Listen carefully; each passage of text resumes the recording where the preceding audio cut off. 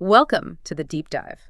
Today, we're embarking on, well, a really captivating journey. We're going way back, thousands of years, actually, to explore this ancient text. Now, it might not be as famous, maybe, as the Bible or the Quran or the Gita, but it's hugely influential. Oh, absolutely. Its impact is pretty subtle, but definitely widespread. Exactly. We're diving into the Avesta, the sacred scripture of Zoroastrianism. And our mission, like always, is to pull out those key nuggets of wisdom, the really important insights from inside these, well, ancient pages. Giving you that shortcut, right? Yeah, a shortcut to being really well-informed on something that, surprisingly, has a lot of timeless wisdom for us today. So, yeah, okay, let's unpack this.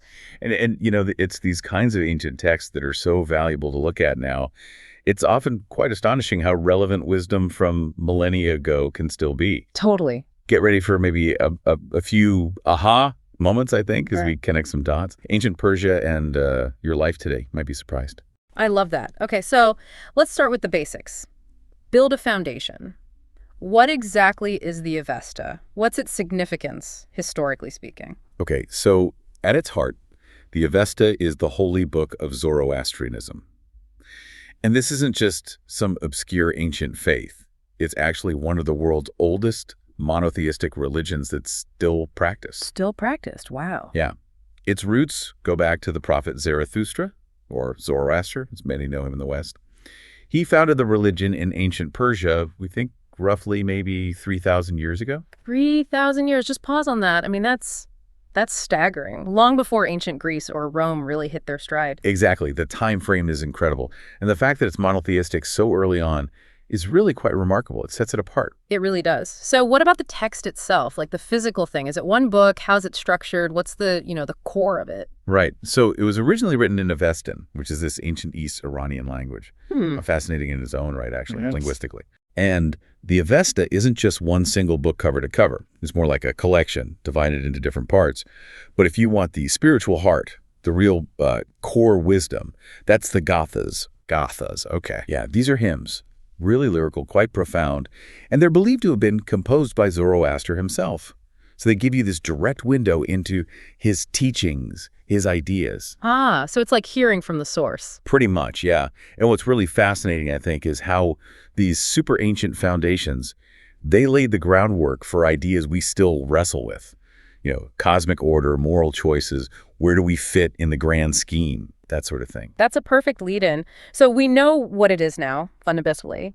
Let's get into those central teachings. You said they're not just old rules, right? They're living principles, still relevant. Exactly. Living principles. So where does it get really interesting? Where do we start with these core ideas? Well, we have to start with the absolute essence, which is Ahura Mazda, often translated as the wise Lord. Ahura Mazda. This is the supreme God, the uncreated creator, the source of all truth, all wisdom, all goodness.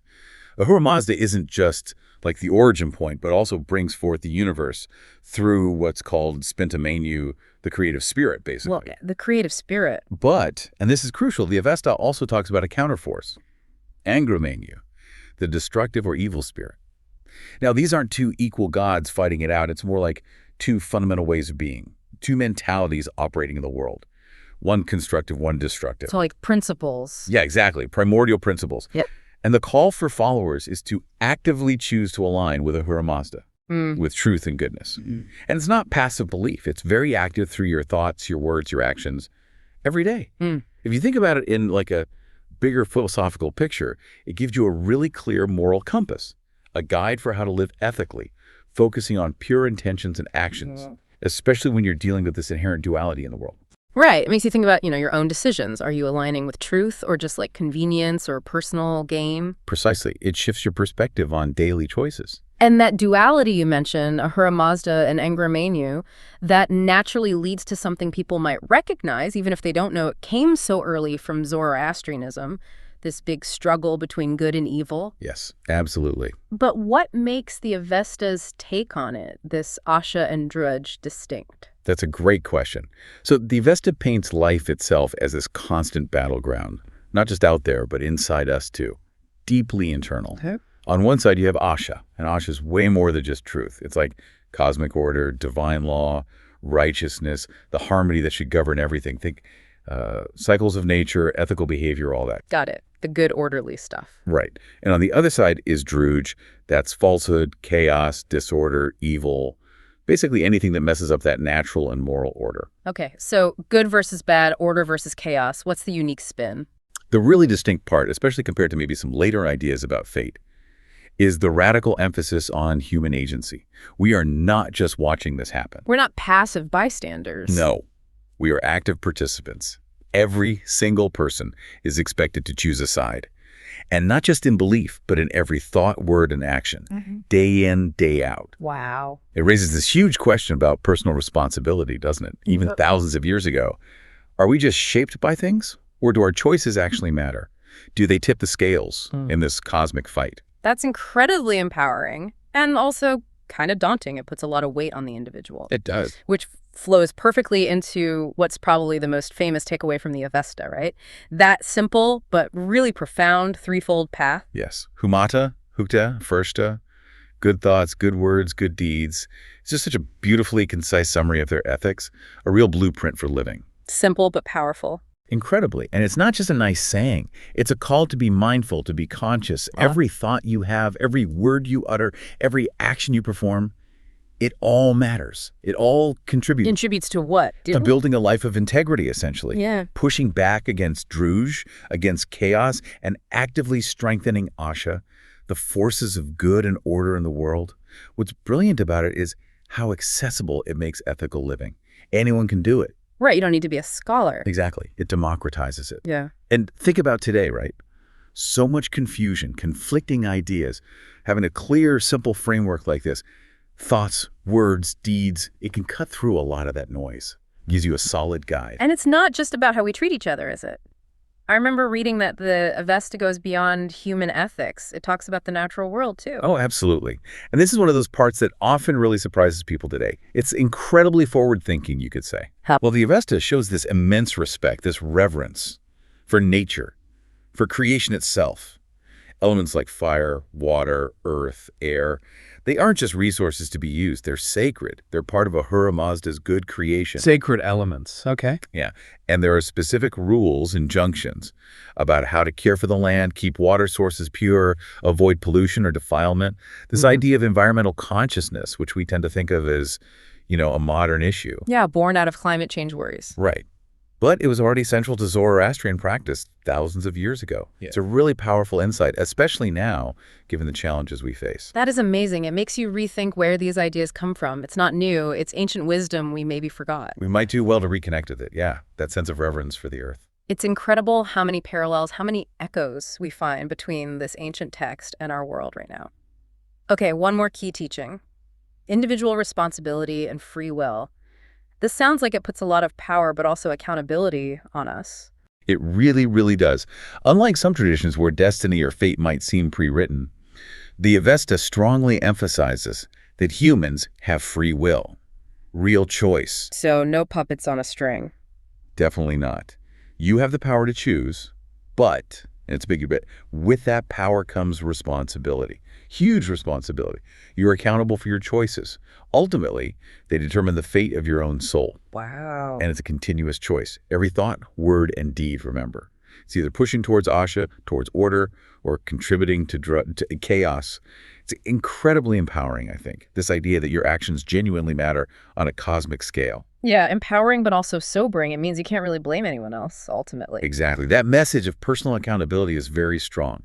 Imagine the weight, but also maybe the liberation of truly believing your personal integrity shapes not just your life, but has wider ripples. Okay, so we've covered a lot. The history, Ahura Mazda, Asha, and Druj, the threefold path, respecting nature, free will. Now, you listening might be wondering, okay, interesting history lesson, but why spend time on the Avesta today? What does all this mean for you right now? And the answer, honestly, is pretty straightforward, but also quite profound. Its wisdom is timeless because the problems it addresses are timeless human problems. Like what? Give us some examples. Okay, well, think about today's world. Lots of moral confusion, right? Relativism, what is truth, all that. The Avesta offers this bedrock of moral clarity. Choose truth over falsehood. Simple, powerful. Right, a clear compass. Exactly. Yeah. Then there's the environment. We're facing a climate crisis. The Avesta's deep respect for nature, seeing it as sacred that offers a spiritual foundation for being good stewards of the planet. It resonates so strongly now. A spiritual reason for environmentalism, not just practical. Precisely. Yeah. And it inspires personal responsibility. Instead of feeling like, a victim of circumstance, it empowers you. Your choices shape your destiny. You're an active agent in your life and in the world. Taking ownership. Yeah. And maybe the biggest thing, it reminds us that spirituality isn't just about believing stuff or doing rituals. It's about action. It's about how you live. Truthfully, compassionately, with purpose. These aren't just dusty old ideas. They're incredibly relevant and applicable right here, right now. This whole deep dive really drives home that the Avesta isn't just some ancient artifact. It feels more like a living guide. It offers this really solid ethical framework. And that core message, light versus dark, truth versus lies, and the sheer power of good thoughts, good words, good deeds. I mean, that feels as urgent today as it must have felt 3,000 years ago. It really does. It's a powerful reminder that we all actually play a part, in shaping the world. Our individual actions, they matter. They add up. And that's the enduring power of looking at knowledge from different places, different times, like the Avesta. Yeah. It sharpens our own thinking, doesn't it? Yeah. It lets us pull wisdom from maybe unexpected corners and apply it to our modern lives. It gives us new ways to think about our own choices, our own ethics. Exactly. So as you go about your day, think about that simple but incredibly potent Zoroastrian mantra. Good thoughts, good words, good deeds. Humata, hukta, vafarshta. Right. Don't just let it be an abstract idea. Maybe ask yourself, how could those ancient principles actually guide my choices today? What's one small thing, one conscious action, maybe just a kinder thought about someone, or speaking a bit more truthfully, or even a small act of care for the environment nearby? What could you do today to align with one of those teachings? To add a little bit to the side of Asha, something to think about. Thanks for joining us on this really fascinating journey into the Avesta. Until next time.